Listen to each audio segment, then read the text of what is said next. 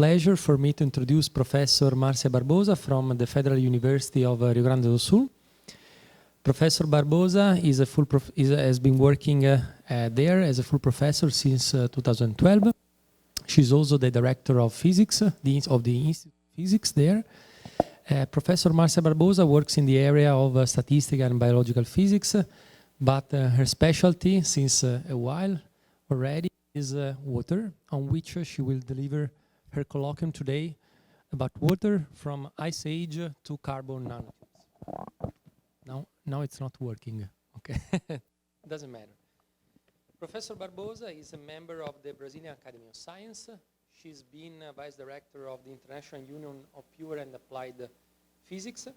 She's a member of Conselho Nacional de Ciência e Tecnologia. And she's the recipient of several scientific prizes. I would like to mention the Nicholson Prize from the American Physics Society in 2009. But she's also the recipient of... she's working... It's not working. It's not working. Yeah. It's working? Yes. Okay. Thank you very much. Thank you. She's also the recipient of the L'Oréal UNESCO Prize for Women in Science, which is a very important international prize. So before she's visiting the International Institute of Physics only for one day, unfortunately, but I hope she will come back again. So before giving the word to our speaker, please let me remind you to switch off your mobiles. And finally, let's welcome Professor Marcia Barbosa.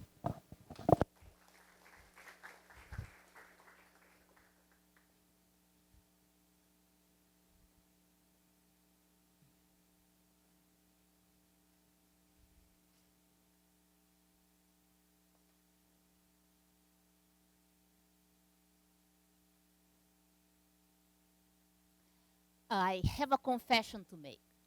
I do love water.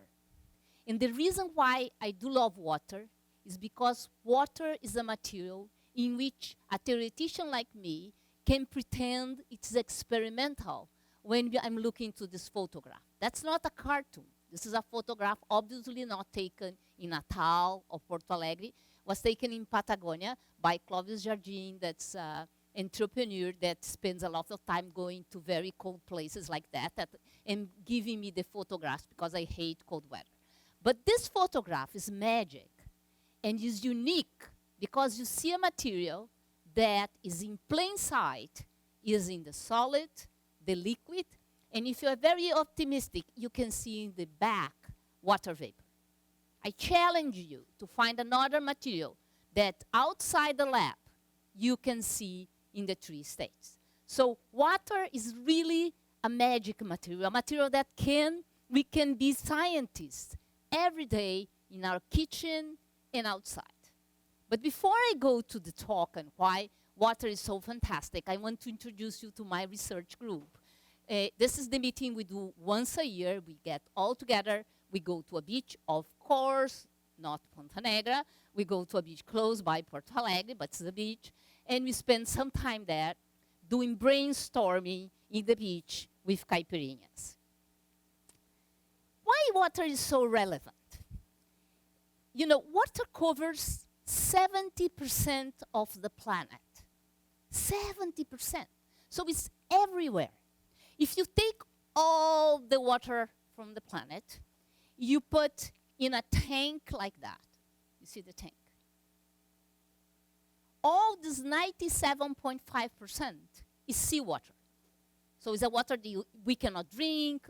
At the moment, we cannot plant, cannot do anything.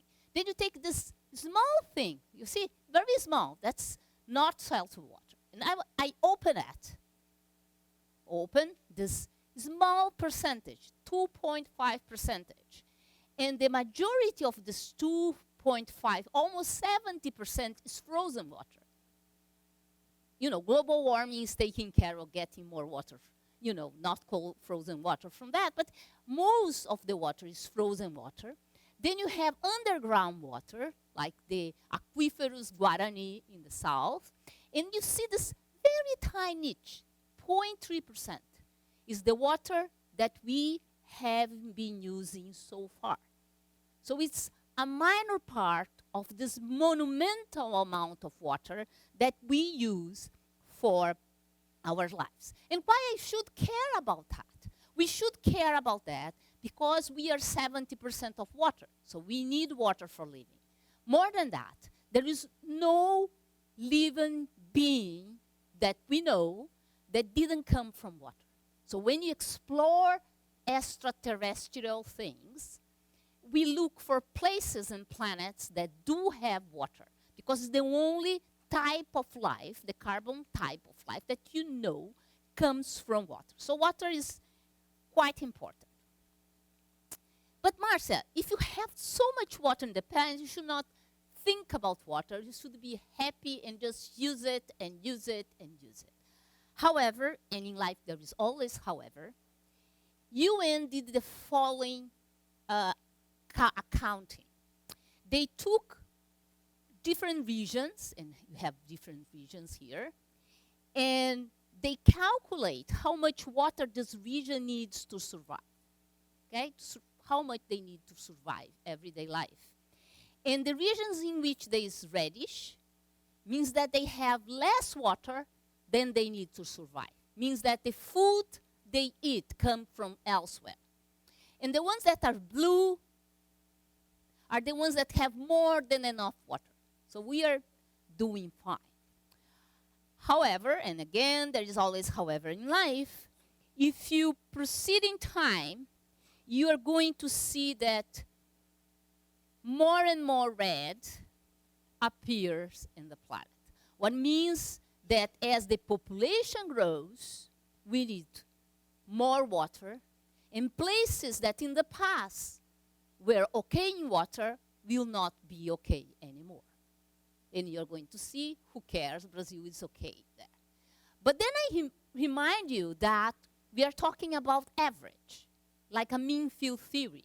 That is always the first step when you do a calculation, but we all know that the fluctuations is all over, and we have to do something better. What I mean is that even though Brazil is all blue, we know that regions in Brazil in which we have very recently lack of fresh water, and I might say São Paulo is the case. São Paulo had problems with water. So even though looks like we have plenty of water, this distribution is not even in the country. So okay, so you're going to say, now I go home, I stop showering or washing the car, and I will be very happy that I'm helping the planet. Sorry to tell, but the majority of water is spent in agriculture. You always talk bad about industry, it's only 20%. And sorry to say, not showering is not going to help. You want to help the planet, stop eating. Dieting right now, that's going to help. We need to produce more and more food. And you have to understand that by the year 2025, that I just pointed out in the map, we are going to have 10 billion people. Wait.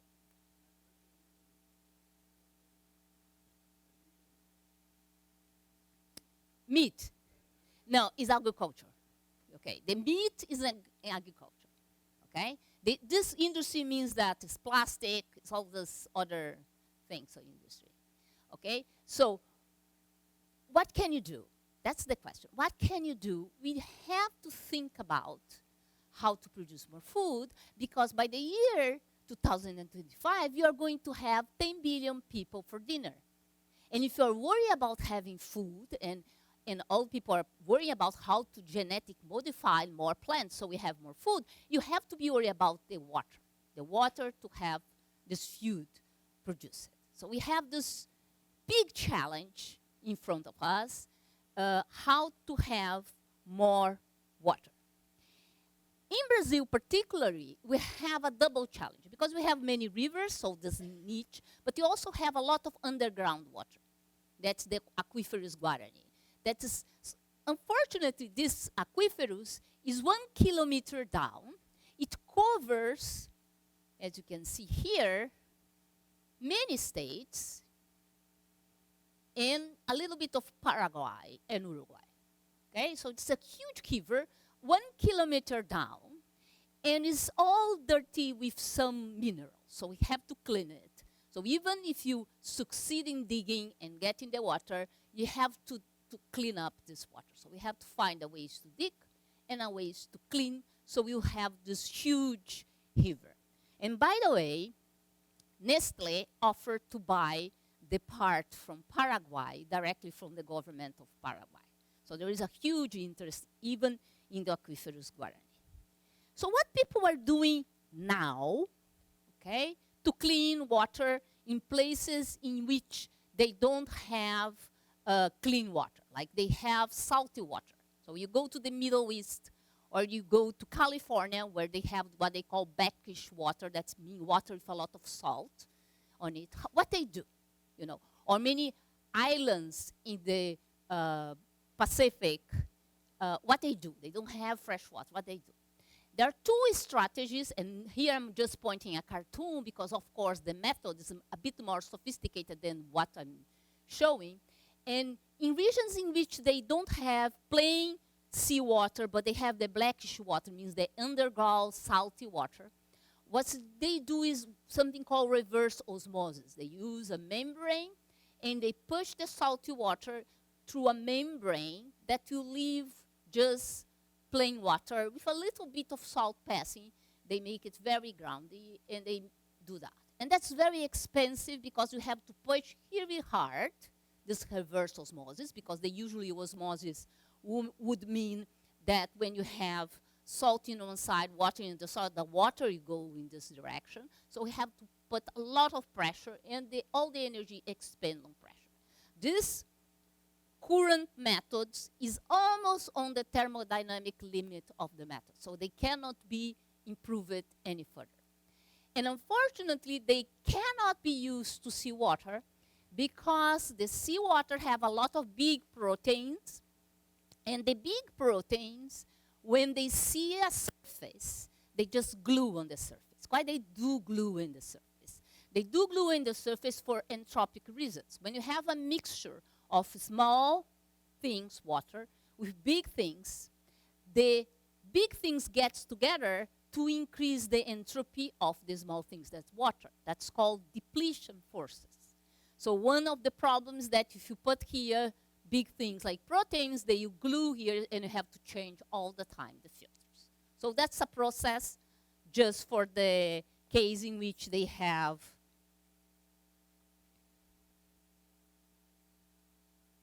I need the password. So that's the case in which you change the filter. So only when you have just salt water you do reverse osmosis. But the other method, that's the method that's used in the Middle East, where they take water from the sea, is to evaporate the water, cool the water, and get water back. That's, again, very expensive. Of course, it's not exactly this way they do, but just for you to remember when you were kids and you are in your high school labs, the thing you do. You make it water vapor, you cool down, and you have plain water. And that's, again, very expensive. We cannot think having the planet running in these two very simple methods. So what can you do? Now, let's make a break. Let's make a break. And I'm going to try to convince you that what we have to do is to use unusual properties of water to get more fresh water. You know, the two previous methods didn't use anything special of water. You could have their alcohol, salt, anything with salt, and you could use exactly the same methods to get clean water. Now we have to play smart and find something that's very unusual in water and use that unusual behavior of water in favor of you. For that, I'm going to show you how water is an expected liquid, is an unusual liquid. Actually, water has 74 behaviors that are completely different than the other materials. I'm going just to talk about a few of them because we don't have weeks here for me to explain all the mechanisms, but I'm going to explain a few of them. That's the specific heat of water, okay? The specific heat against temperature of water. And just for comparison, I'm showing here the specific heat of toluene, another material. the first thing that you observe is that the specific heat of toluene increases as you increase the temperature. And that makes all the sense, because the specific heat is the amount of heat you have to give to increase some material in 1 degree, okay? So if you are more heated, you have to give more heat to increase the kinetic energy. And that's true for water in this region. You can see you give more heat and increase. But it's not true in this region. So this region is completely bizarre. What's going on there? Okay, you increase the specific heat as you decrease the temperature. You cool down, and the system needs more and more specific heat. But the second thing that's bizarre is that the specific heat of water is very high. It's twice the one from toluene, and it's very high compared with many materials. But that thing, I believe, you know.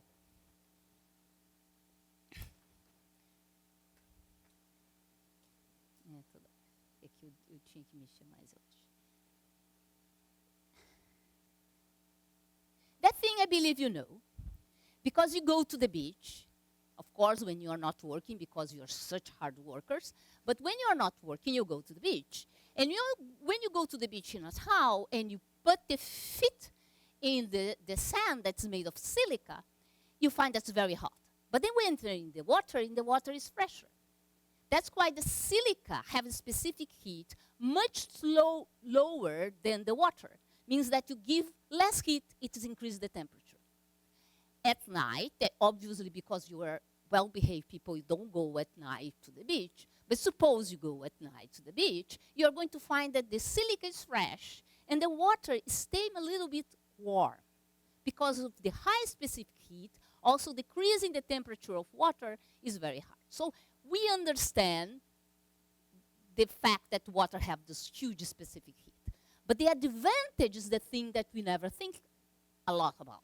The water is 70% of the planet, and you have this material that don't increase the temperature easily, covering all the planet.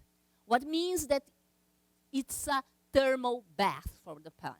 So water ends up controlling the temperature of the whole planet because have this high specific heat. Another property in which water is very special is the compressibility. The compressibility is the response when you squeeze something, okay? Materials with high compressibility means that we squeeze them and they, okay? Materials with low compressibility, they stay stiff, okay? So solids will have zero compressibility. And the water, first, if you compare with methanol, you see that you increase the temperature and you have monotonic increase for different pressures. That's different pressures. Monotonic increase of the compressibility. But water is only beyond certain temperatures. Below that, again, you have this funny behavior.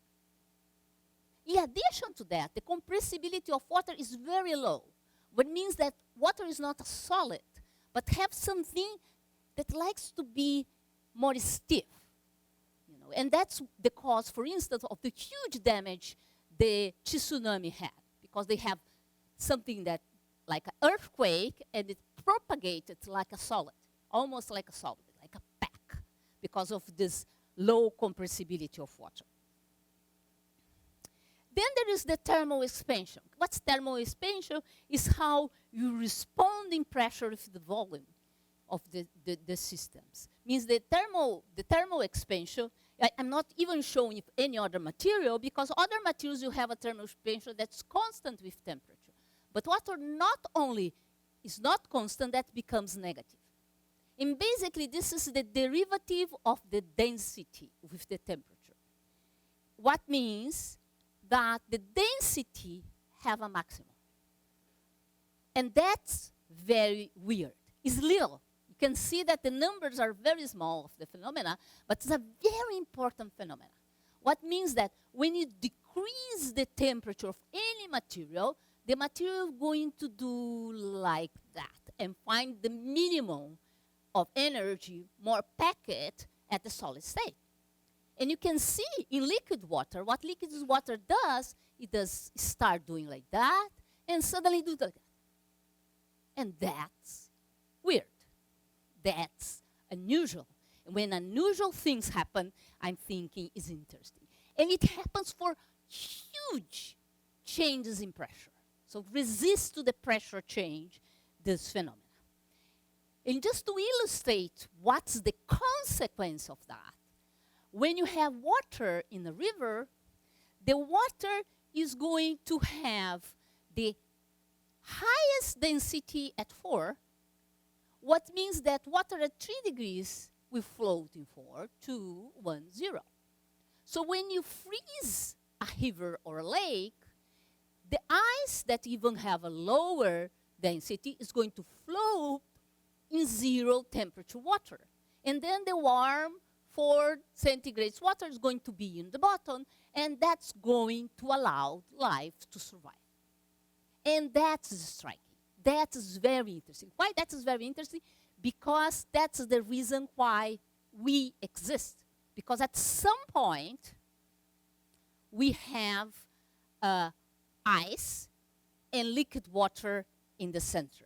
If you don't believe me, just watch Ice Age number 5, and they describe precisely all this process in which you have the Earth completely frozen, and people believe that the first creation of life happened just in this process in which we have completely ice frozen and water inside. Actually, we are looking for life in other planets in which you see ice on the surface, believing that there will be water underneath that. So that's the thing about water. Finally, my favorite anomaly, that's diffusion anomaly. Diffusion is the ability of move, and you can see I love moving, so that's why I love this anomaly. This anomaly is the following. When you have a normal material, any other material, and you look at the diffusion coefficient, you're going to see that if you make more dense, more particles, they move less. This is the case for water if you are in this region. But this is not the case of water in this region. You increase the pressure, you increase the density, and water is going to increase the diffusion coefficient.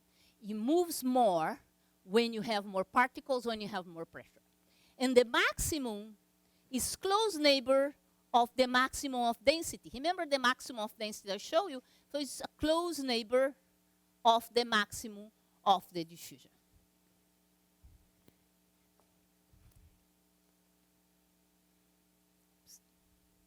So let's try to understand why water is like that, why water have this anomaly. And the first thing is that, I know you always thought about that, but you understand water is a V, not victory, but could be victory because I love victory, but it's a V. So it's an oxygen and 2 hydrogens. And the fact that it's a V is what makes this molecule so perfect. I would say her, because usually when I like something, it's her. So what makes her so perfect? Water, and the reason is that you have this polarization of water because when it shares the electrons with the hydrogens, because you have to complete the 8 electrons for the latest level of the oxygen is sharing 1 electron. This sharing is a sharing that's not sharing. It's a sharing in which the electrons spend more time in the cloud close to the oxygens. And the reason is obvious. The protons attract those electrons, and oxygen have many more protons than the poor hydrogens. So it gets polarized. It gets negative here and positive, so you have a polarization. So when you have one molecule polarized like that, it was going to attract another molecule polarized. So we have all these very weak dipoles hanging around, making what they call the hydrogen bond. And because it's a V, water loves to be in this tetramer format.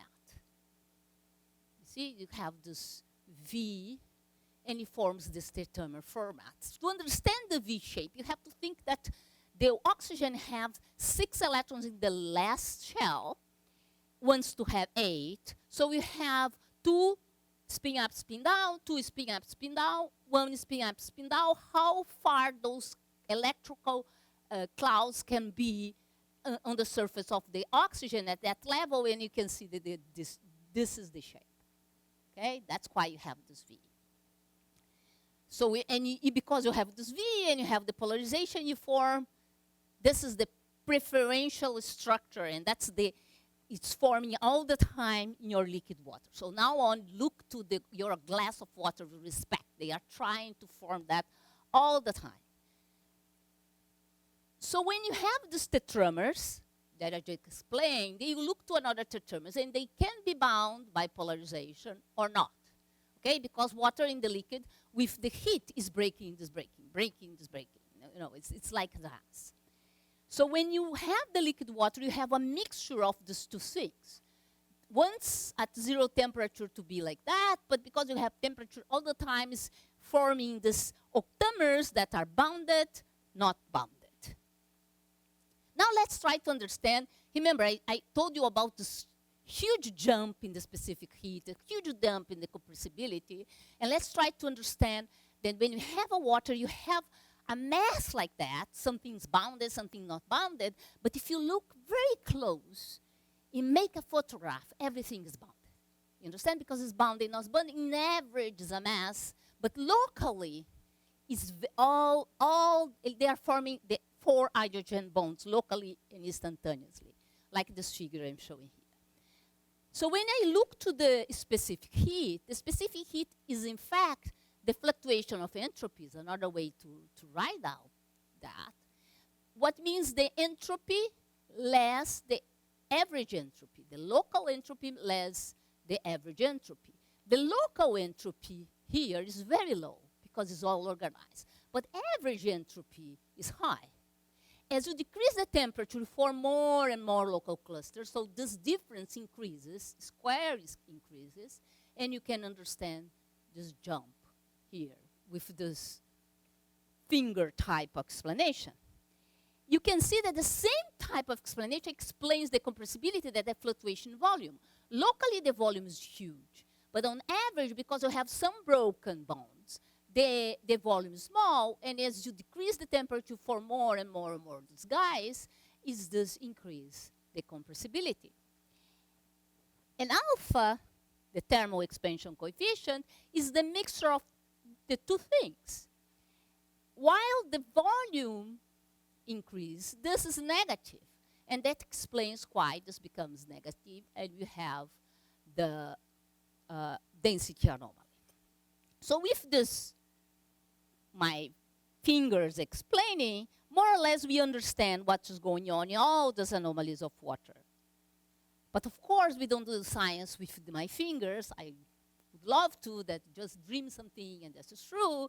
So many years in the past, what we did simulations with water, in which we simulate molecules of water, and you obtain the diffusion, exactly like the diffusion anomaly.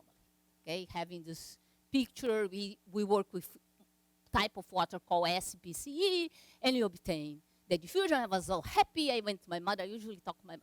Mother, I got the diffusion anomaly. What nice. It's the same behavior as the experimental got it. And she said, but if the experimental got it, what's new on what you do? And I said, I can do one thing the experimental cannot do. I can put an arrow in each molecule and look the molecule doing like that, and look the rotational diffusion. And we also observe that in the same region in which you have the maximum and minimum of diffusion, the particles rotate accordingly, meaning that when the particle diffuses faster, the particles rotate faster. The part diffuses slower, the particle rotates slower because of the hydrogen bonds. And more than that, a group, Stanley's group, proves that this mechanism was like the following. The particles that diffuse faster are not the particles that rotate faster. They are neighbors of the particles that rotate faster. So we have particles moving like that, and some just doing like that, just to make possible to the hydrogen bonds all to make, like this old Hollywood films, you know, that they have the beautiful woman going down the stairs and the guy doing like that. or for the more modern version, the video Call Me When You're Sober from the Evanescence, in which the main singer is going down and all the devils are rotating around. So it's more or less like that. Okay, so we are very happy. But I want to understand the mechanism. And because I want to understand the mechanism, here is just to show that the diffusion, this is experimental data for the region for the diffusion and density anomaly, and here is our simulation data. But because I want to understand the mechanism, what I look was the number of neighbors. Now you should understand, water wants to make 4 hydrogen bonds. So how many neighbors should have? Wants to make 4 bonds. The natural thing is that you have to have 4 neighbors to make the 4 bonds, okay? Because it's the number of correct bonds. And then I went to my collaborator, Paulo Netz, and said, now we are going to look to the number of neighbors. That's crazy. We know that 4 bonds, why a molecule will be there without making a bond? I said, I don't care. I want to look at, let's look at. And what we found is that in the region in which water diffused faster, the frequency of 4 neighbors were equal to the frequency of 5 and 6 neighbors. I mean, there are neighbors there that were not there for making bonds. So what the hell they are doing there? So they are there for the water to move faster. Suppose I have a bond here, but I have someone I'm not bonding, but it's close enough that I can move, break, go ahead in such quick time that you're not going to notice that I just break the bond. Okay? Next thing I said, let's calculate the energy of the bonds. Because if I have 6 neighbors, I'm moving, I'm breaking bonds, but when I look, I have 4 bonds. When I look again, I have 4 bonds. I never catch this transition, but I have to catch that the link's weaker. And what we found is the links were weaker in the maximum of diffusion. But well, we know that when you are sharing your time with too many people, you end up having weaker bonds, okay? So that's the reason why I got this L'Oreal Prize, was this weaker bond thing, just, you know, for the water. So, but then I thought, well, that's atomistic models are fine, but they don't give me a taste where the anomalies are really in. So let's do the trick. If all the things are breaking, not breaking, breaking, not breaking, maybe I can say that my tetramer is a sphere that's interacting with another sphere through a potential that will have 2 length scales, breaking, not breaking, okay, 2 length scales. If this potential of 2 length scales give me the same anomalies as water, I will understand what is needed for any system to have the anomalies. And that's what we found. That is the potential of 2 length scales, bounding, not bounding. Here are many possibilities, bounding, not bounding. And here's the phase diagram in which we find the maximum density and the maximum and minimum of diffusion. Okay? So any potential with 2 length scales with the condition that the 2 length scales would be accessible. We can reach the 2 length scales, meaning that any of the length scales can be too deep. If they're too deep, we cannot reach it. So we have to be shallow. You get the anomaly. So, very well done. We learned to have a very inexpensive potential to run our models. Here, just compare that you find the same diffusion density anomaly as the full simulations, as this non-atomistic effective model simulations. Now let's go back to the problem of cleaning water. We need to find something new for this membrane thing, okay? The usual membrane, that's many thick rolls that don't let salt in, leaves water, is about the thermodynamic limit, so we need something, some new physics on that. And recently, in experiments and in atomistic simulations, they found that if you take a nanotube, a carbon nanotube, and you have water inside the carbon nanotube, and you decrease the diameter of the nanotube, you're going to see that diffusion goes down. That would be expected. You have a narrow, narrow, narrow, narrow. You move less and less. But when you make it very narrow, it moves back again. And that was striking. It's a nano thing, it's quantum thing. Wow, it's fantastic. Everybody was very excited about. It's another application for nano. It's a new physics for nano. But only happened with water. If you take a gas, don't happen. If you take methane, it happens just with water. Okay? So what we did is that I said, well, let's try to see if our effective model, our cheap model, can reproduce that. Because if our cheap model can reproduce that, means that the only mechanism behind this is bounding, not bounding. Have nothing to do with liking the wall, not liking the wall, nothing quantum stuff, because we don't have any of that. So we construct a carbon nanotube. We have two reservoirs, so particles of water will be here and here, same density, so we fill up the tube, and you just observe what happened with the diffusion inside this tube. Okay, that will be our potential for water-water interaction. And this is our tube. Now I need to see if I can show you the video.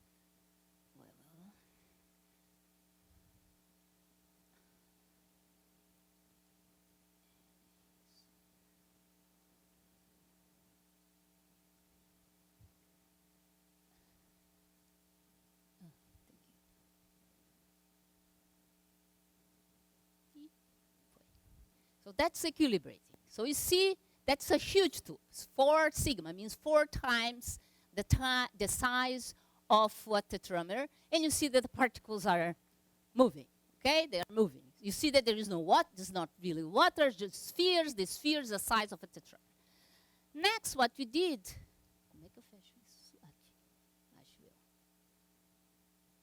is we squeeze. We squeeze, and the system became frozen. That's not the temperature for the system to become ice. This is above the temperature for the system to become ice, but the confinement just frozen the system. And now I squeeze a little bit more.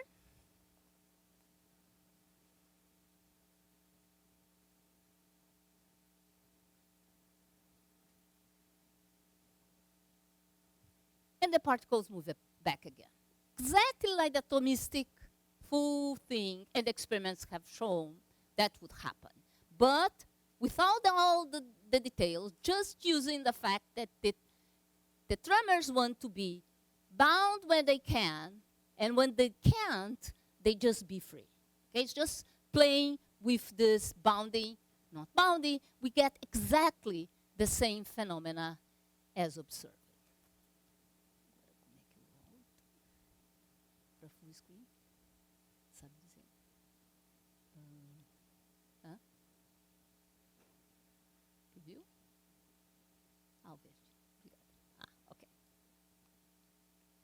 And this is our result. So we see the same thing that the experiment say. You see going down and you see going up. And that's the region what gets frozen by the confinement. The same behavior is observed not carbon nanotubes, but any very nanometric type of structure like perovskitas or any type of structure, you observe the frozen of water for temperatures above the frozen limit because of the confinement, okay? And that's observed also in the system. Actually, when you take to do the second generation ethanol, when you get the cellulose and you freeze the cellulose and heat back again, part of the water is going to stay in the cellulose frozen because cellulose is full of these very tiny nanochannels. So nanochannels freezes water above the temperature. So that's the comparison of the two things. They are qualitative type of comparisons, but you see that you grasp the same type of behavior. So what does it have to do with the membrane desalination? Because one step after that, and instead of looking water just diffusing, is looking to flow. Okay, you take water and you flow to the nanotubes. And what they observe experimentally is that if you flow water in the nanotube and you compute the ratio between the flow and the flow that you would have if the hydrodynamic equations would work at this scale, the ratio goes exactly like that. You see, so I do the measure, and then I divide the measure by my calculations using the hydrodynamic equations that governs when you open the sink in your house, the flow of that sink. And the ratio shows a difference that goes up to almost 1,000 times. It's like you do an exercise for your test, and the difference between what you calculate and reality is 1,000 times.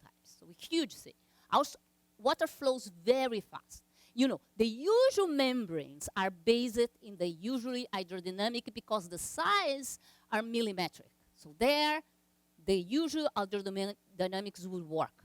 Here is saying we can get things faster at nanoscale. Again, people would say, well, this is due to quantum stuff, the wall, if I change the wall. So I said, let's look to our chip model, in which we have, again, reservoir, a tube. And you make the two sides with very different densities of water. So we have a flow, very dense here, very minor dense, and do the flow. Another way to do that is just to compress like that, pushing water to the tube and see what is the flow of the system. Against our potential, and that's what we get. We get that, again, we have an increase. You have that kink, remember the kink. And we can tell, because we look to our simulations, each time you have a kink is because you have a change in the number of layers of water. Because if you are at a nanometric scale, water is not evenly dispersed. Water is going to form layers like that film show. So they form layers. And each time you have this kink here, you change from 2 layers to 1 layer. This huge increase here is just when the water have 1 layer. Let's try to see if I succeed to show you the film.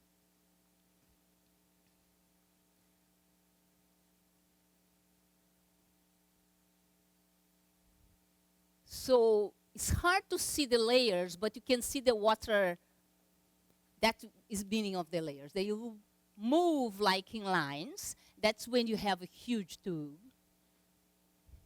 So the fact that they move in lines already speed up the process.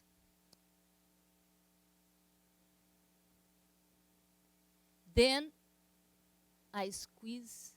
Oops. Não está mostrando. Okay. Let me squeeze a little bit. Ah, tem 2. This is when I squeeze, and remember the kink went down. When I have 2 layers, I already get frozen. Even if I'm pushing, I get a frozen picture when the kink goes down. So there is no flux. So I can get frozen again.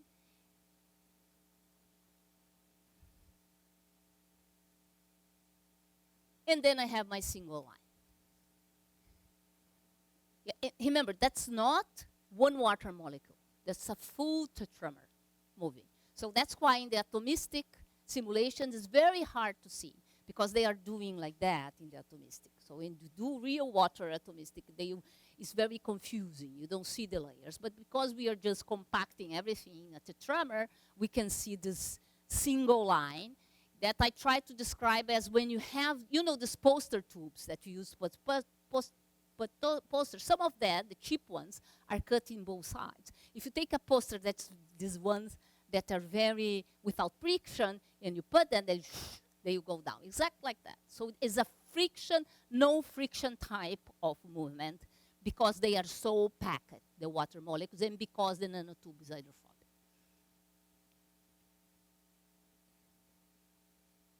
And that's the...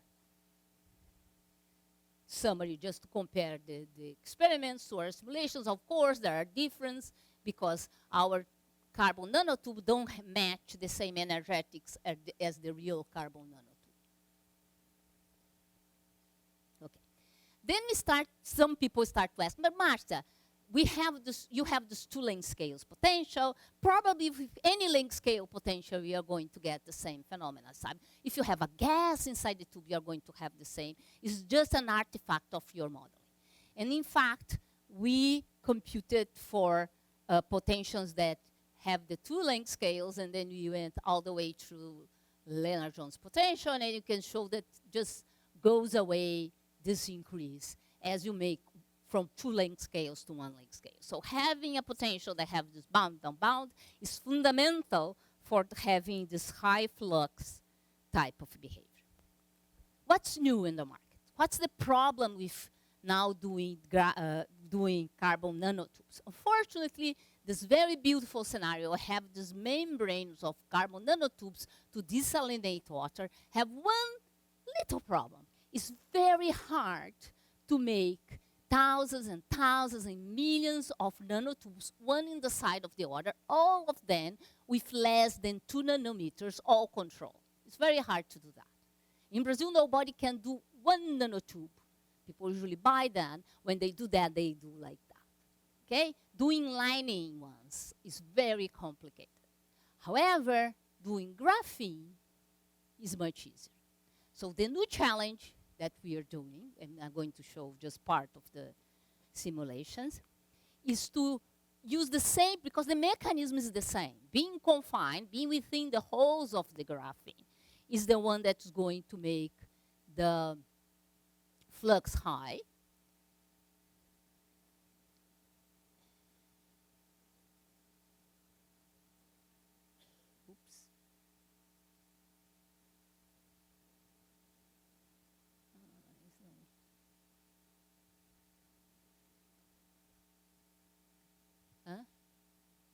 Essa é só a imagem, mas ele era para ser GIF.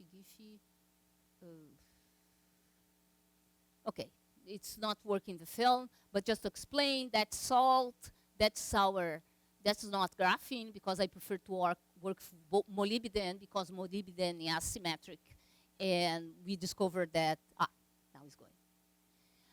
So what you do is that you have the salt, the water is not showing because it gets all packed, and then you compress, and those water that you see as a shadow here are moving from this side to the holes within the molybdenum, like a tunnel. But the salt is not going to enter because the salts don't like holes. Salt don't like holes because when you have salt in water, they have this polarization all through the salt, so the salt gets a huge diameter, cannot enter the hole. The only way the salt to enter the holes in the molybdenum is to take out the water around, and they are not going to do that because the dielectric constant of water is very high, and the electrostatic becomes wonderful, while the dielectric constant of the molybdenum or graphene wall is very low, so they don't want to get there. So this way we can maneuver and produce this separation of salt and water.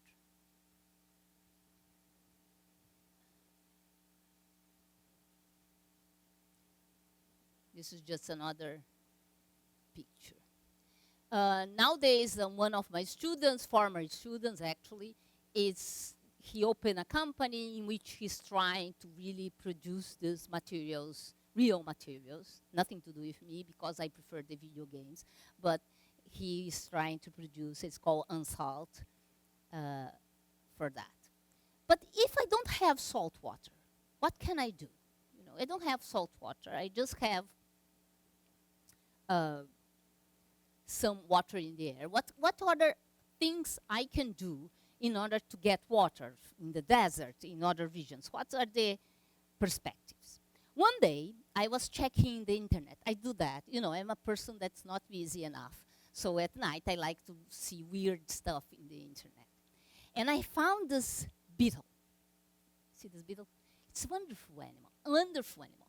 In the back of this animal, they have sticks that you cannot see from this picture, but sticks. The top of the stick is very hydrophilic, very, very hydrophilic. What means that in the morning, in the desert, when it's cool, you have vapor air, like almost every day from June to September in Porto Alegre. And it transforms the vapor air into liquid water. The bottom is hydrophobic, so it's just go down. And all the back is hydrophobic. Like, you know, this kind of polymers you put in the sofa of your house in order to the water not spill when you drink something. So it's hydrophobic like that. So this animal does like that. And the water just comes to the mouth. So when I watched that, I said, I can do that. I can do that. I can do that. That's my beetle. And we can do beetles in different shapes. So one of the things we are doing is to constructing different shapes of materials in which one part is very hydrophilic, another part is very hydrophobic. So far, the shape that works better is a horn. Because then you have the capture of the wall high, and then you make a cone. Of course, that's much harder to do than a carbon nanotube, but since I am a theoretician, I can do whatever I want.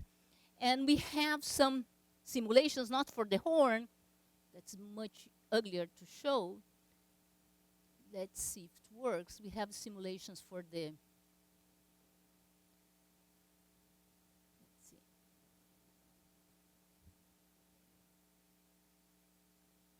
You can see this, I don't know why it's not going to go, but if you have that's a test for your site. You see that this is vapor. When it gets red, it's liquid water, and then it goes fast because it's going through the part that's hydrophobic. So that's another thing we can do to produce. Now frozen.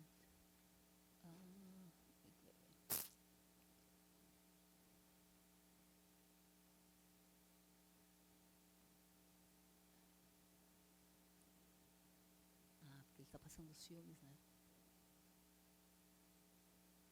Não, mas o filme estava por trás, não era tempo. Tá. Ok. Now it's done. Obrigada.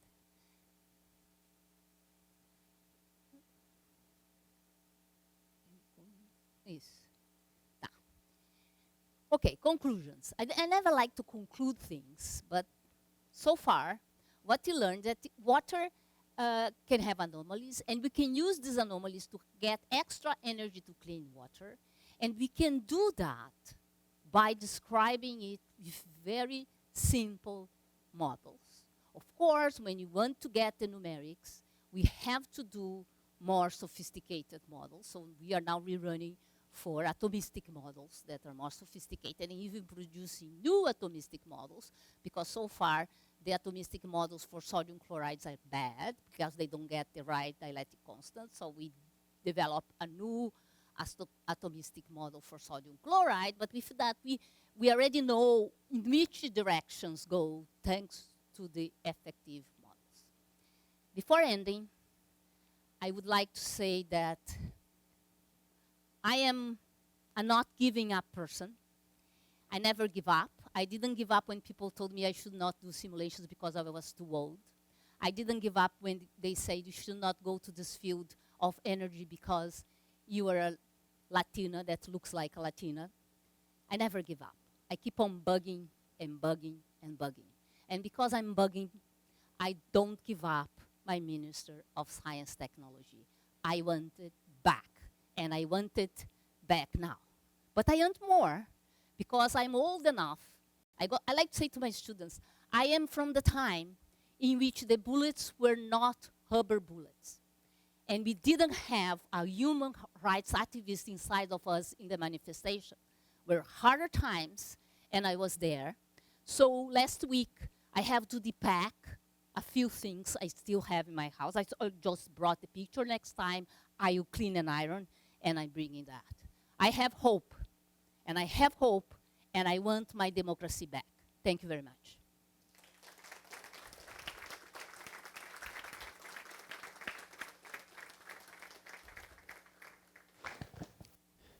Thank you, Marcia.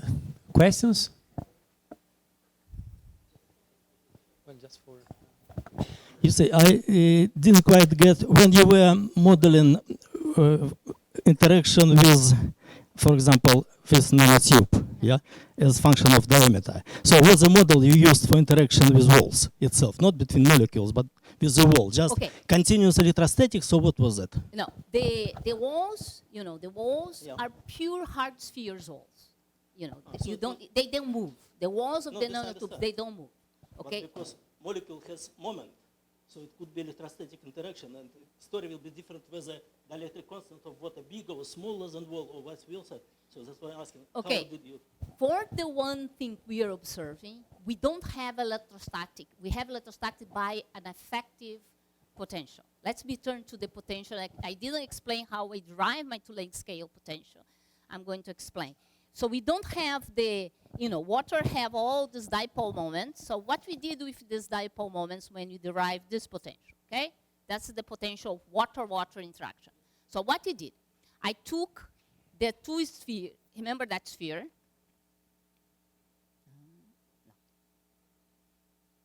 This sphere. So I took this sphere, okay? And for a real model of water with all the electrostatic, everything, okay? And I calculate the radial distribution function, the G of R, OO, of the two O's here, okay? This O and this O, okay? I did I integrate back using the Orszag-Zenica equation, and I got an effective potential. With that, in my interactions, I have all, you know, the average electrostatic and everything else. If you do the simulations, you calculate the G of R of that, okay? Now I suppose, and that's the place in which I might be putting the baby away with the baby bath, I integrate back like this interaction would be spherical symmetric. And using Orszag-Zenica, the one that you associate the G of R with a potential, I generate a spherical symmetric potential. So all the electrostatic there. So when I change something in the temperature of water, that change the property of water, I'm changing my parameters of those potentials, the two-length scales. That's why I have a family of two-length scales. So my hope on doing that is that even though I fix the potential for a certain temperature, in that particular behavior, I'm in a region in which that doesn't matter. That's and because I get back the anomalies, I know for this set of properties, my model is okay. I know also that for certain properties, my model is not okay. For instance, if I want to calculate the water-air interface of water, my model is not okay, because polarization will play a very important role.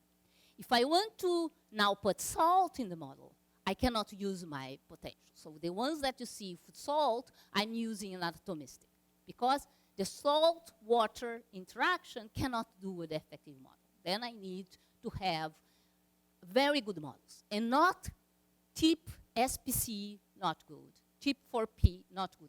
None of those models give the dielectric constant of water okay. So we end up developing a model that gives the dielectric constant correct for water, and a model for salt. So even though all I showed was effective models, when I need to do the real thing with salt, I need to go back with atomistic models. But then I know the range of parameters in which I am interested in looking to. More questions?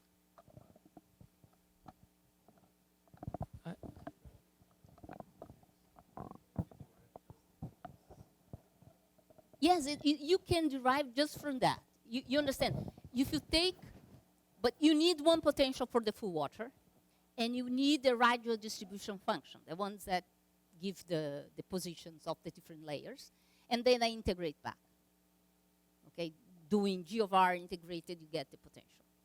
So you can derive that from that, the effective potential. Okay, but the effective potential will not going to have the polarization that I need when I have ions in water. For the ions in water, I have to go back to the real deal that a full atomistic potential. Other questions? I have actually a question on the tubes or nanotubes that you were considering. So can you derive a sort of effective viscosity? You were calling that a sort of superflow, which is of course different from a superfluid. But the difference, I think, is related to the viscosity of the fluid. We look to the viscosity, okay, of that, but to have any connections with real viscosity, we need to use real tubes and real water potential, and we did that. And interesting to say that in this region you have to superflow, the viscosity when you change from 2 layers to 1 layer of water, okay, also have abrupt change. So we have a breakdown of Stokes-Einstein, for instance, relations, just when you have this change from layers. That's one characteristic of going to this superflow as well. But for that, to have numbers that you can compare with real numbers, then we have to have, we use for that the tip4p epsilon, that's this model that gives the correct dielectric constant, and then you have to have more effective, not effective, but real atomistic model for the wall. But you have a correlation between breakdown of Stokes-Einstein with this change to superflow behavior. Okay, more questions? Okay, if not, let's thank Marcia again. Thank you.